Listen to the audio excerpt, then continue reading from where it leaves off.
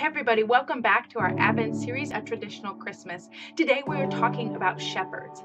Shepherds are standard for any pageant or nativity scene. But if you've ever compared the Gospels of Luke and Matthew, you'll notice that the shepherds are only present in the Luke version of the story and not in Matthew's. The story goes like this. Nearby, shepherds were living in the fields, guarding their sheep at night. The Lord's angel stood before them. The Lord's glory shone around them, and they were terrified. The angel said, "Don't be afraid. Look, I bring good news to you, wonderful, joyous news for all people.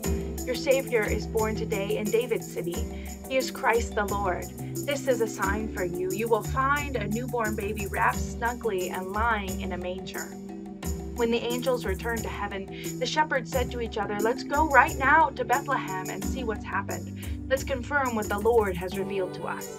They went quickly and found Mary and Joseph and the baby lying in the manger.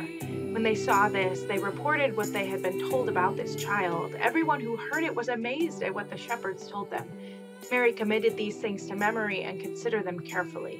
The shepherds returned home, glorifying and praising God for all they had heard and seen. So according to Luke, the shepherds are the first people to hear this announcement that the Savior, the Messiah, has been born.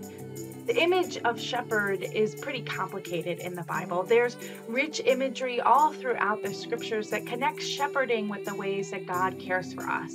Psalm 23 especially comes to mind. "The Lord is my shepherd, I shall not want."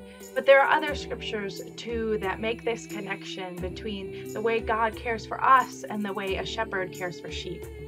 And yet, shepherding was not a desired occupation. Far from it, shepherds were one of the lowest rungs of society. They had to live with the animals pretty much the whole time. They were dirty and they smelled like sheep.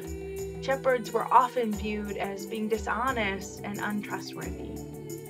And yet these are the types of people that the birth of the Christ was first announced to. Not to kings, not to priests, but to the smelly, shifty shepherd.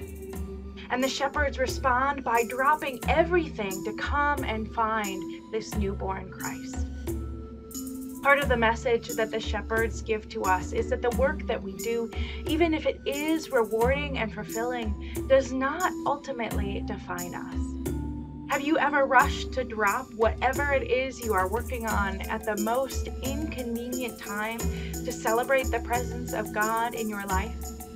Perhaps the shepherds are today trying to show us there are things more important than our work.